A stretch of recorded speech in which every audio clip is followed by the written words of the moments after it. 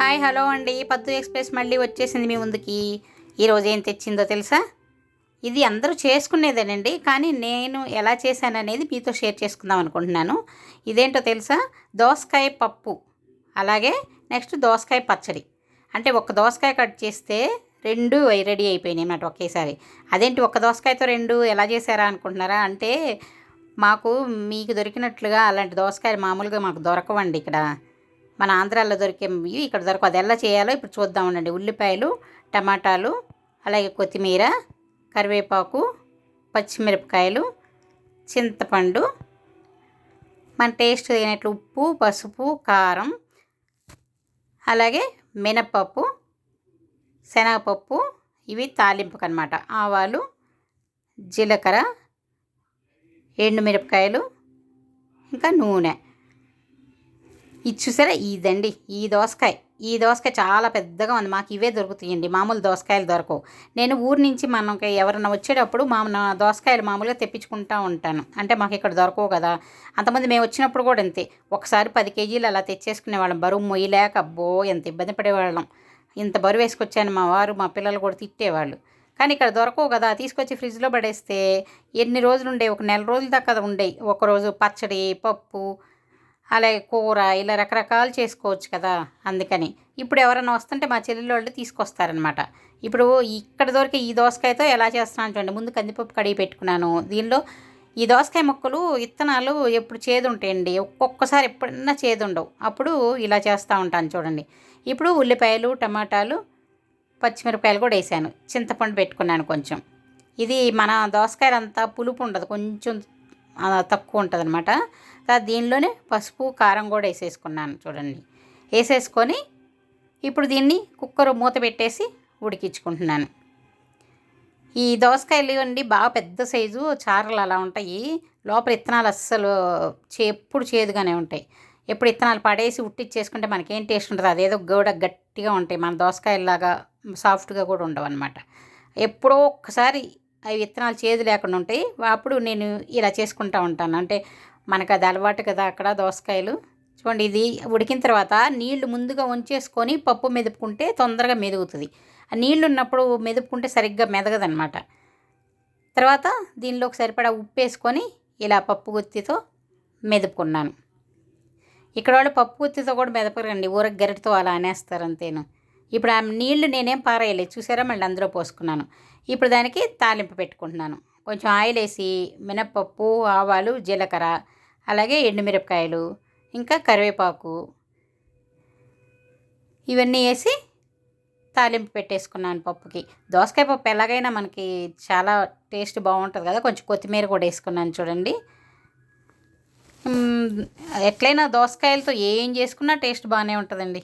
మాకు ఇక్కడ దొరకవు, మాకు ఇంకా ఇంకా కావాలనిపిస్తుంది. అందుకే చూడండి, ఇంగు కూడా వేసేసుకున్నాను. పప్పులు, చారులు ఇలాంటి వాటికి ఇంగు వేసుకుంటే అరుగుదల కూడా బాగుంటుంది. గ్యాస్ ట్రబుల్ అంటారు కదా కొందరు, ఆ గ్యాస్ ట్రబుల్ కూడా లేకుండా ఉంటుంది. ఇదంతా వేగిన తర్వాత ఇలా పప్పులో వేసేసుకున్నాను చూడండి.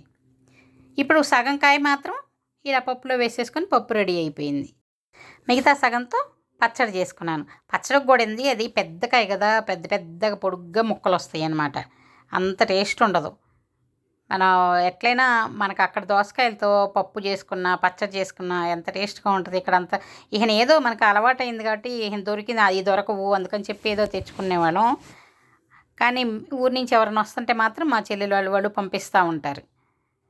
ఇప్పుడు పచ్చడికి ఏం చేస్తానండి, పండిన మిరపకాయలన్నీ నేను పచ్చళ్ళకు వాడుతుంటాను.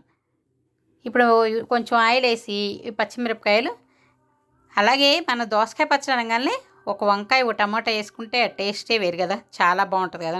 అంటే దోసకాయ ముక్కల పచ్చడి అనమాట. ఈ ముక్కల పచ్చడి ఇష్టపడిన వాళ్ళు ఎవరు ఉండరు కదా మన తెలుగు వాళ్ళు మాత్రం. భోజనాల్లో ముఖ్యంగా మనకి ఈ పచ్చడి పెడితే ఆ పచ్చడితో నిజంగా పెరుగులో నంచుకోవడానికి అన్నిటికీ అదే తింటూ ఉంటాం. చూడండి, దీనిలో కొంచెం పసుపు కూడా వేయించేసి ఇలా కొంచెం సేపు వేయించుకుంటున్నాను. అంటే మీకు ఈ పచ్చడి తెలియదు, ఈ దోసకాయ పప్పు తెలియదని చెప్పట్లేదు. ఇది నా స్టైల్లో ఇలా చేస్తాను. అది మాకు దోసకాయలు దొరకవు, ఈ దోసకాయలతో ఇలా తంటాలు పడతాను, ఇలా చేసుకుంటాను. ఇది చూడండి, ముక్కలు ఎలా పొడుగ్గా, ఇలా అంటే అంత లావుకాయ కాబట్టి అలా పొడుగ్గా వచ్చేసినాయి చూసారా. ఇలా ఇంతంత పెద్ద ముక్కలు ఏం చేస్తాం కాకపోతే ఎంత సన్నగా కట్ చేద్దాం అనుకున్నా కూడా పెద్ద దోసకాయ కదా అలా ఉంటుంది అనమాట. దీన్ని కొంచెం మనకి రోట్లో నూరే అవకాశం కూడా లేదు, మిక్సీలో వేసుకోవాలి కాబట్టి దాన్ని కూడా కొంచెం ముక్కలు కూడా మిక్సీలో వేసుకున్నాను అనమాట కొంచెం లైట్గా. చూడండి ఇవన్నీ కొద్దిసేపు మూత పెట్టి మగ్గనిస్తే చక్కగా మగ్గిపోయినాయి. వీటి తర్వాత తీసి చల్లారి పెట్టుకోవాలన్నమాట. చూడండి ఇంకొంచెం మగ్గితే సరిపోతుంది. మగ్గిన తర్వాత దీనిలోనే కొంచెం చింతపండు కూడా దీనిలోనే పెట్టేసుకోవాలి. అంటే ఆ వేడి మీద ఇక్కడ పెట్టేస్తే అదేమవుతుందంటే మిక్సీలో వేసినప్పుడు చింతపండు గట్టిగా ఉంటే కొంచెం టైం పడుతుంది, ఒక్కోసారి తొందరగా నలగదు. అదే ఇలా లోపల పెట్టుకుంటే ఆ వేడికి మగ్గిపోద్ది అనమాట. ఇప్పుడు చూడండి చల్లారిన తర్వాత దీన్ని మిక్సీ జార్లో వేసేసుకుంటున్నాను. వేసేసి దీనికి సరిపడా ఉప్పు కూడా దీనికంటే కొద్ది పులుపు ఉంటుంది కాబట్టి కొంచెం ఉప్పు కూడా ఎక్కువే పడుతుంది. చూడండి వెల్లుల్లి రెబ్బలు, అలాగే దీనిలోకి ఇంకా జీలకర్ర వేసుకొని ముందుగా ఇంతవరకు మిక్సీ వేసేసుకున్నాను. ఇప్పుడు చూసారా దోసకాయ ముక్కలు మామూలుగా అయితే మన దోసకాయలు అనుకోండి నేను ఇలా కట్ చేసి ఆ పేస్ట్ని ఇందులో వేసేసి చేత్తో ఊరికే కలిపేస్తే కలిసిపోద్ది. కానీ ఇది ఇంత పెద్దగా ఉన్నాయి, మొద్దులాగా ఉన్నాయి అన్నమాట. ఇంకా అలా కలవని చెప్పి ఆ మిక్సీ జార్లోనే వేసి జస్ట్ ఊరికే ఒక్క తిప్పు అలా తిప్పాను. అప్పుడు ఆ బద్ద కొంచెం పగులుతుంది కదా, అప్పుడు ఇది కూడా గుజ్జు కూడా బాగా పట్టిద్ది. అలాగే అప్పుడు చిన్న చిన్న ముక్కల్లాగా ఉంటుంది కాబట్టి ఆ టేస్ట్ కూడా బాగుంటుంది. లేదంటే ముక్కకి ఇంత లావు ముక్కలు ఉండేసరికి ముక్కకి సరిగ్గా పట్టదనమాట. అంటే మీరు అనొచ్చు సన్నగా కట్ చేసుకోవచ్చు కదా ఎందుకు అంత లావు ముక్కలని. అది మరి పెద్ద దోసకాయ అండి, ఎంత సన్నగా కట్ చేసినా పొడుగ్గా వస్తాయి. అలాగే మనం ఎంత సన్నగా కట్ చేయాలని ట్రై చేసినా కూడా. అందుకని చెప్పి ఇలా మిక్సీలో కొంచెం ఒక్కసారి ఇలా తిప్పుకుంటే అప్పుడు సరిగ్గా సరిపోతుంది అనమాట. ఆ గుజ్జు కూడా బాగా పట్టిద్ది ముక్క చిన్నగా ఉన్నప్పుడు. చూడండి ఇప్పుడు ప్యాన్లో నూనె వేసుకొని తాలింపు పెట్టుకుంటున్నాను. మినపప్పు, శనగపప్పు, ఆవాలు, జీలకర్ర, ఎండుమిరపకాయలు, అలాగే కరివేపాకు. చూసారా ఇందులో కొత్తిమీర కూడా కొంచెం ఇలా తుంచేసుకొని వేసుకుంటున్నాను. వేసుకుంటే బాగుంటుంది కొత్తిమీర కూడా వేసుకుంటే. ఇలా వేసుకొని వీటిని కొంచెం వేయించుకోవాలి. అవి కొంచెం బ్రౌన్ కలర్ వచ్చేలాగా. కొంచెం ఇంగు కూడా, పచ్చడికి కూడా ఇంగు వేసుకుంటే చాలా బాగుంటుంది. చూడండి ఇది వేసుకొని కొంచెం బాగా దోరగా వేయించుకొని ఇంకేముంది పచ్చడిలో కలుపుకుంటే ఎంతో టేస్టీగా దోసకాయ పచ్చడి రెడీ అయిపోతుంది. చూసారా ఇప్పుడు తక్కువే ఉంది కాబట్టి నేను ప్యాన్లో అలాగే డైరెక్ట్గా వేసేసుకున్నాను. ఎక్కువ ఉన్నప్పుడు మనకు అలా వేయడానికి అవ్వదు కాబట్టి పచ్చడిలోకి అది తెచ్చేసి కలిపేసుకుంటాం కదా. చూడండి ఎంతో టేస్టీ. ఇప్పుడు ముక్కలు కొంచెం నలిగినాయి కాబట్టి లేదు ఇందాకంత లావు కనిపించట్లేదు చూసారా ముక్కలు. అది ఒక రకంగా దోసకాయ సవ్వగా ఉంటుందండి, మన దోసకాయలాగా టేస్ట్ కూడా ఉండదు. అందుకని మా చెల్లెలు వాళ్ళు కానీ ఎవరు వస్తున్నా కూడా తీసుకొస్తారు, మేము వెళ్ళినా కూడా తెచ్చుకుంటాం.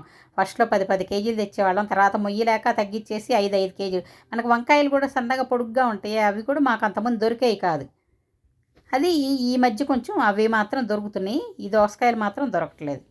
చూడండి పచ్చడి ఎంత సరిగ్గా సరిపోయింది, ఉప్పు కూడా చూసేసి కరెక్ట్గా చాలా చాలా బాగుంది. ఇది మీరు కూడా ఇలాగే చేసుకుంటారా? కాకపోతే మీకు మామూలు మంచి దోసకాయ దొరుకుతాయి కాబట్టి మీరు లెక్కలేండి అంతే.